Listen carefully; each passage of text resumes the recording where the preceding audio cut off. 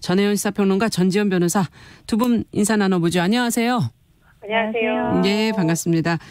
자, 오늘 첫 번째 소식은 저희가 전에 한번 전해드린 적이 있었는데요. 철거 위기에 놓였던 그 베를린 소녀상, 일본의 전방위 로비로 철거의 위기에 놓였었는데 지금 설치 기한이 연장이 되고 영구 설치를 위한 논의가 시작된다는 보도가 나왔습니다. 어떻게 이런 결정이 나왔는지, 일본은 그럼 어떻게 반응을 하고 있는지 좀 살펴보고 싶네요. 전혜연 평론가께서 전해주시겠어요? 네, 소녀상은 일본군 위안부 피해자를 기리는 상징과 같은 것입니다. 본래 독일 베를린시 미테 구청에서 허가가 났었습니다. 네. 그래서 지난 9월 말 미테 지역 거리에 세워졌었는데요. 설치 이후에 일본 측에서 독일 정부나 베를린 주정부에 강력히 항의를 하면서 미테 구청에서 지난 10월 철거 명령을 내려진 바 있습니다. 네. 일본 측의 주장을 좀 요약해보면 이게 한일 간의 어떤 외교적 문제를 야기할 수 있는 것이고 갈등의 소지가 있다라는 주장을 펼친 것으로 알려져 있었는데요. 네. 그렇지만 베를린 시민사회에서는 이런 철거 명령에 대해서 강력히 반발했었고요. 또 소녀상 설치를 주관했던 현지 시민단체인 코리아협의회에서 행정법원에 이런 철거 명령의 효력 정지 가처분 신청을 제출하는 등 반발 움직임이 또 현지에서 일기도 했습니다. 네. 미테구가 일단 철거 명령을 보류하면서 한 발 물러섰고, 특히 주목할 점은 미테구 의회에서 지난달 7일 철거 명령을 철회하는 결의안을 한번 채택한 바 있습니다. 자, 이후에도 많은 시민사회와 또 독일에 있는 현지 교민들이 여러 가지 온라인에서 서명을 받는다던가 홍보활동을 많이 했다고 하는데요. 이런 가운데 현지 시간 1일 미테구 의회에서 전체 회의를 열었습니다. 그래서 평화의 소녀상 영구 설치 결의안을 의결을 했었는데요. 일단 소녀상 철거 명령이 철회됐고 애초에는 내년 8월 14일이었던 설치 기한을 내년 9월 말까지로 6주 연장을 하고요. 네. 자, 결의안을 의결했다라는 것은 앞으로 우리가 이런 의지를 갖고 하겠다라는 건데 네. 말 그대로 영구적으로 설치해야 된다라는 내용에 많은 의원들이 찬성했다는 겁니다. 자, 구의원 29명의 표결에 참여해서 24명이 찬성했다고 하는데요. 네. 엄밀히 말하면 법적 구속력은 없습니다. 그러나 구의회에서 다수가 찬성한 의결안이기 때문에 아무래도 영구 설치의 가능성이 매우 높다, 이런 해석이 나오고 있는 겁니다. 그런데 자, 일본 정부에서 또 이런 결정을 수용하기 어렵다라고 반발하고 있는데, 가토 가스노부 일본 관방장관이 매우 유감이다, 이렇게 기자회견에서 말했고요. 예. 신속한 철거를 계속 요구하고 싶다, 이렇게 덧붙이기도 했습니다. 네. 그러나 어쨌든 베를린시에 있는 현재 구의회에서 이런 결의안을 채택한 것은 상당히 의미가 있다라는 평가가 나오고 있습니다. 그렇군요. 지금 말씀을 들어보니까 영구 설치를 위한 논의가 조금은 남아있다라는 것으로 느껴지고, 일본도 지금 반발하는 분위기가 계속 이어질 수 있다는 생각이 드는데요. 그렇다면 앞으로 무엇이 중요할지, 자, 두 분 말씀을 좀 들어보죠. 전지현 변호사께서 먼저 좀 얘기해 주시겠어요? 예, 저는 이 사안을 보면서 이제 세 가지가 보였거든요. 예.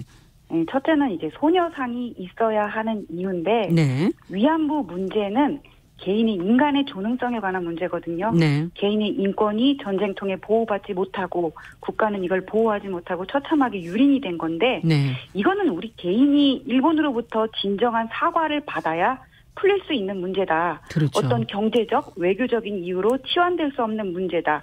이런 게 하나가 있고, 또 하나는 인류 공감의 가치라는 건데, 이게 베를린 시민단체들이 소녀상 앞에서 네. 여성의 인권 존중을 촉구를 하면서 우리가 소녀상이다 했다는 거 아니에요. 네. 그래서 결국 이 위안부 문제는 우리가 일본을 움직이기 위해서는 결국 이렇게 세계적인 공감대를 형성을 해야 되는데 결국은 통할 수가 있는 문제다, 이런 희망 섞인 그런 생각이 들었고, 네. 그다음에 이제 세 번째는 독일식 민주주의거든요. 예. 이게 소녀상 철거와 관련해서 일본도 많은 정치적인 로비를 했어요. 베를린 시에다가. 예.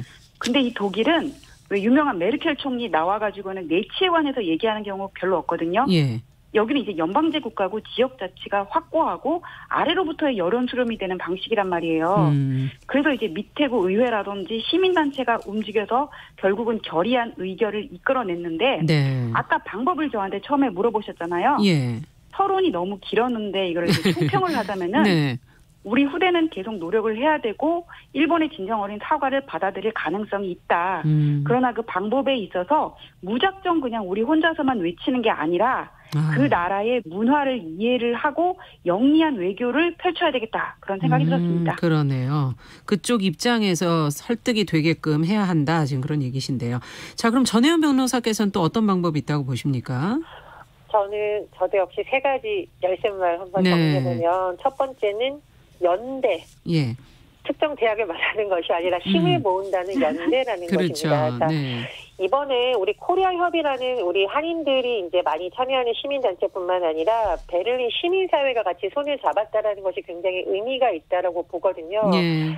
이번 결정이 나고 나서 제가 이제 보도에 나왔던 사진들을 쭉 살펴본 중에 정말 인상적이었던 것이 그 소녀상에 현지 시민들이 이렇게 꽃다발을 안겨주고 그 현지의 시민사회 단체로 활동하고 있는 독일 여성들이 소녀상에 손을 꼭 잡고 있는 사진을 보면서 참 가슴이 뭉클했습니다. 그래서 이것을 자꾸 한일 간의 외교적 문제로 이렇게 접근을 하면 굉장히 사안이 복잡해지기 때문에 그렇죠.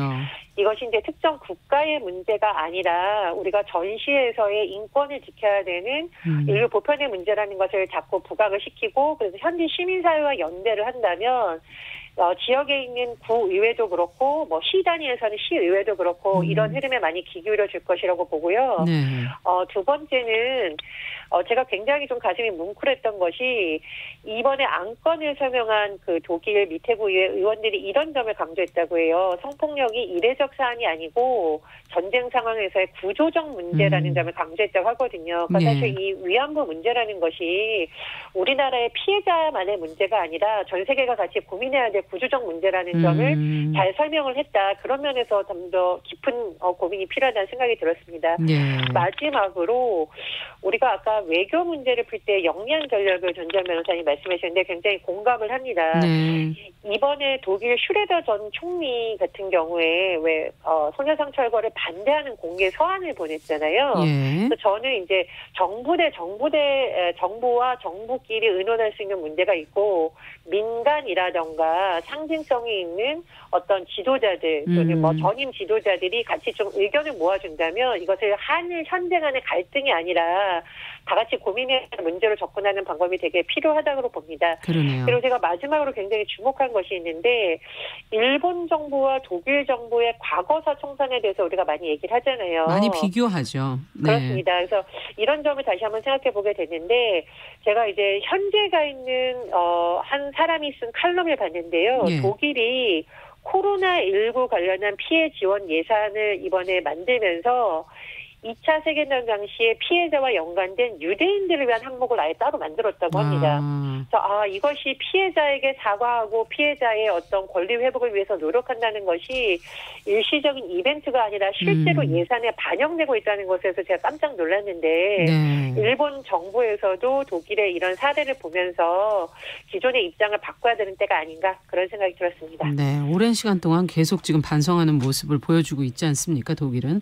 자, 또 더 전지현 변호사께서 더 하실 얘기가 있으신지요? 3대 3으로 지금 딱 키워드로 정리를 두 분이 해주셨어요. 그럼 마지막으로 그 하나의 키워드를 정리를 해볼게요. 가장 우선은 인간의 존엄성이다. 우리가 가장 다른 사람을 설득할 수 있고 그다음에 공감대적인 가치를 이룰 수 있는 부분은 인간의 존엄성이거든요. 이게 어떤 경제 문제, 외교 문제 이렇게 접근할 것이 아니라 세계인들의 가슴을 울리는 방식으로 그렇게 우리가 방향을 잡아봤으면 좋겠습니다. 네, 알겠습니다.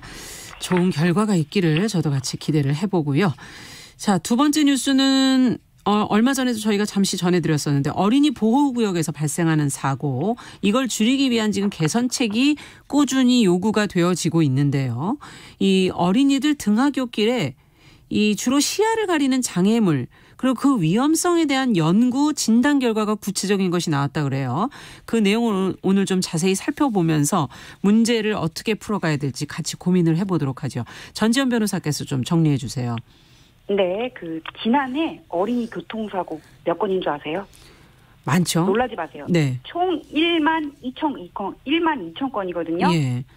주로 이제 초등학교 저학년생들이 등하교 시간에 특히 하교 시간에 서너 시쯤 발생을 했다고 그런 통계가 지금 나와 있거든요. 예. 그런데 이게 얼마 전에 이제 3월 달부터 민식이법이라 그래가지고는 그렇죠. 어린이 보호구역에서의 어떤 사고를 예방할 수 있는 그런 법조항들이 많이 만들어졌거든요. 네. 예를 들면 스쿨존 사고 시에는 좀 더 처벌을 강하게 하고 그렇죠. 어린이 보호구역 내에서 뭐 신호등이라든지 뭐 과속 방지기 그다음에 과속 단속 그 CCTV 탐지기 같은 거를 의무 설치하도록 그렇게 지금 법조항을 만들어 놨는데 예. 그럼에도 불구하고 전체 건수에서 뭐 어떻게 좀 이렇게 감소가 됐는지는 모르겠지만은 여전히 사고가 끊이지 않고 일어난단 말이에요. 네. 얼마 전에 광주에서도 이제 한 어머니가 그렇죠. 아이들 3명 데리고 가다가 신호등 없는 횡단보도에서 이제 사고를 당하는 그런 맞습니다. 사고 아시잖아요. 예. 그래서 이번에 한 재단에서 은평구 초등학교 저학년생 한 24명 정도를 상대로 해가지고는 네. 집에서 나와가지고 학교까지 가면서 얼마나 많은 장애물들이 있는지를 조사를 해봤어요. 아. 예, 근데 이제 성인의 눈높이에서 보면은 정확한 진단이 안 나오기 때문에 예. 그 매트리스에 나오는 그 안경 같은 거 있거든요. 예. 구글 글래스를 아이들한테 이렇게 쓰게 하고 영상 장치 딱 들고 있게 하면서 자 학교 가봐 그러면서 얼마나 장애물이 나오는지 이거를 체크를 해봤더니 예. 평균 15초마다 나왔다는 거예요. 시야를 방해하는 장애물이. 아, 15초마다 너무 많이 나오네요.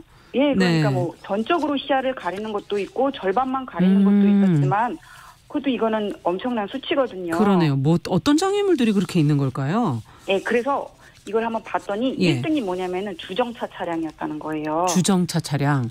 네, 아. 그 주정차 차량 같은 거는 우리가 뭐 얼마든지 이게 단속을 강화함으로써 해결할 수 있는 문제잖아요. 그렇죠. 네. 네, 그다음에 2등이 벽, 뭐 3등이 기둥 이런 순서인데 예. 그러니까 주정차 차량이 1등이 되니까 어느 언론에서는 아니 우리나라는 타존 인비 세상이냐 이렇게 비관하더라고요. 네. 그렇군요. 주정차 차량은 사실 아마 아이들을 또 그 학교를 내려주고 뭐 가고 이러기 위해서 또 온 차량들도 있지 않을까 하는 생각이 드는데. 네. 자, 그렇다면 이 내용을 바탕으로 해서 우리가 어린이 안전을 위해서 어떤 대책이 마련돼야 된다고 생각하시는지 자, 두 분 얘기를 좀 번갈아 듣겠습니다. 전혜연 평론가께 먼저 마이크 드려볼까요? 예. 저는 이번 조사가 굉장히 의미가 있다는 것이 우리가 어떤 법을 말할 때 당사자들의 의견을 많이 반영을 한다고 하는데 사실 어린이들은 의외로 이 의견이 반영되지 않는 경우가 많습니다. 그래서 오죽하면 어린이들에게 만약에 유권자로서의 권리를 주는 투표를 한다면 네. 이 세상의 어린이 안전이 확 높아질 것이다. 이런 말이 나올 정도예요. 예. 그래서 아이들의 눈높이에서 위험을 감지했다는 것이 굉장히 의미가 있는데요. 이번 조사에 보면은 한 아이가 학교에 갈 때 7번 이상의 사고 위험 요소를 마주하게 된다라고 하는 거죠. 그래서 이게 대부분의 지금 법안을 우리가 발의해서 통과하는 과정에서 논란이 될 때 어린이보다는 운전자 중심으로 너무 의견이 개진된다라는 좀 논란이 있었습니다. 그러니까 네. 민식이법 같은 경우에도 사실은 통과되는 과정, 통과된 이후의 논란이 운전자들의 처벌이 너무 가혹한 것 아니냐는 비판이 일었거든요. 그렇죠. 근데 사실은 우리가 관점을 이 안전사고는 그 대상, 특히 교통사고 같은 경우에는 보행자를 우선에 둬야 됩니다. 그런 점에서 이번 대책이 의미가 있다고 보는데 저는 이번 조사를 계기로 사실은 어린이뿐만 아니라 장애인, 노인, 그리고 유모차를 끌고 있는 모든 사람들을 대상으로 조사를 해보면 어떨까라는 생각이 들었습니다. 네. 예를 들면 장애인들이 이제 휠체어를 타고 움직이는 경우에도 굉장히 어려움이 많다고요. 일단 시야가 낮아지고요. 그렇죠. 빨리 이동할 수 없습니다. 그리고 위험 요소가 감지됐을 때도 시간이 걸리기 때문에 그런 부분에 대한 좀 조사가 같이 돼야 된다고 보고요. 오늘 아침 좀 언론을 보면 한 언론사가 이런 기사를 썼어요. 휠체어는 어디든 가고 싶다. 자, 이 말을 바꿔보면 유모차는 어디든 가고 싶다. 그렇죠. 어린이는 어디든 가고 싶다라는 거거든요. 그래서 이번 조사를 근거로 지금 영상 데이터 활용한 여러 가지 정보 정책에 반영되고 있습니다. 그래서 이런 사회적 약자라든가 이동이 상대적으로 느린 계층을 대상으로 한 조사가 좀 종합적으로 반영이 돼서 네. 어린이뿐만 아니라 이런 다양한 사람들을 위한 도로의 어떤 안전 문제가 설계 단계와 법적인 검토 단계에서부터 좀 반영되었으면 하는 바람입니다. 그러네요. 여유당님께서 어린이 보호구역에서 30이라는 속도로 지켜가다 보면 뒤에서 빵빵거리 운전하기 힘들다고 지금 그렇게 적어주시기도 했네요. 전지현 변호사께서는 어떻게 보십니까? 네, 이거 민식이법 나오고 나가지고는 네. 이제 너무 과한 처벌이 아니냐 이런 문제들이 이런 그 비판들이 제기가 그렇죠. 됐었어요. 네. 근데 이제 외국 입법 내 뭐 하니까 한번 외국 제가 살펴봤거든요. 네. 그랬더니 미국은 주마다 다르기는 한데 이 스쿨존에서 사고가 났을 경우에 이게 과실범임에도 불구하고 강도나 강간 같은 밀급 범죄로 처벌하는 주들이 많았어요. 벌금액도 2배고. 네. 그다음에 스웨덴 같은 경우에는 스쿨존에서는 아예 차량 통행이 전면 금지가 돼요. 차량 통행이 금지. 예. 아까 제가 주정차 차량 얘기를 하니까는 뭐 이렇게 아이들을 학교에다 내려다주고 가는 뭐 그런 차들 아니냐 하셨는데 여기서는 아이들을 차로 학교로 데려다주기 위해서는 마을 외곽에다가 차를 세우고 엄마가 이제 손잡고 학교에다 데려다줘야 되는 거예요. 예. 그다음에 독일 같은 경우에는 스쿨존에 있는 신호등이랑 그다음에 일반 도로에 있는 신호등이랑 조금 체계가 달라요. 그러니까 여기는 신호 전환을 할 때 한 3, 4초 정도 더 여유를 두는 거예요. 네.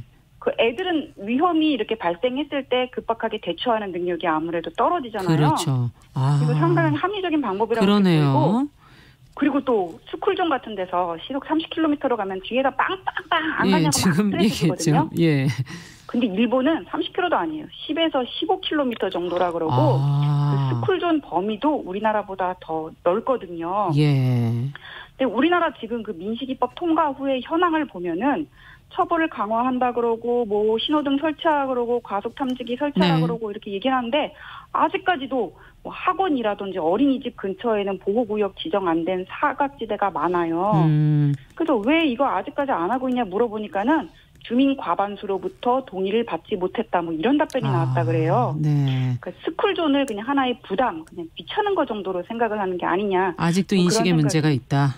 예, 그리고 네. 신호등도 아직까지 다 설치가 안 된 데가 뭐 50%가 넘었다 이런 그 통계 결과가 있는데 예. 그래서 저는 해결책을 뭐라고 진단을 했냐면은 일단 민식이법이 그 방향 자체는 맞아요. 네. 그럼 이게 빠짐없이 하루라도 빨리 시행이 되도록 노력을 해야 되고 그러기 위해서는 기본적으로 스쿨존이라는 게 귀찮은 게 아니다. 그렇죠. 제가 아까 그 소녀상 얘기하면서 인간의 존엄성이 가장 기본이 돼야 된다고 얘기하지 않았습니까? 생명이라는 거는 한번 빼앗기면은 되찾을 수가 없는 거잖아요. 맞아요. 그래서 빨리 가는 게 아니라 우리가 좀 인식의 전환을 선진국처럼 달리 해야 되는 게 아니냐. 다른 선진국처럼 그런 생각이 들었습니다. 네. 자, 마지막으로 행정안전부가 기후변화에 따른 지금 풍수의 대응 혁신 종합대책을 발표를 했는데 이 내용 짧게 저희가 정리하고 한 말씀씩 좀 들어보도록 하죠. 전혜연 평론가께 좀 부탁드릴까요? 용어가 너무 어렵습니다. 저희가 뭐 전문가는 아니기 때문에. 그래서 좀 잘라서 설명을 드리겠습니다. 첫 번째로 기후변화에 따른 풍수해. 자, 올여름 역대 최장기간 장마였어요. 맞아요. 그러니까 기후변화라는 것이 기존과 다르게 비가 굉장히 많이 올 수 있다. 이런 건데요. 그렇다면 어떻게 해야 될까요? 예를 들면 댐이나 하천을 만들 때 기준을 이제 바꿔야겠죠. 예전 같은 경우에는 홍수량 가중치를 산출할 때 한 100년에서 200년 정도를 기준으로 놨다고 해요. 근데 앞으로 500년으로 상향을 한다. 그래서 예를 들어서 500년 동안 비가 가장 많이 내린 날이 언제냐 이런 이제 기준을 잡겠다라는 거죠. 그래서 아예 설계할 때부터 어떤 홍수량에 대해서 감당할 수 있는 수준을 우리가 측정을 해야 된다라는 거고 또 다목적 댐의 홍수기 수위도 이제 하향 조절을 해서 홍수 조절 용량을 증가시킨다 이런 겁니다.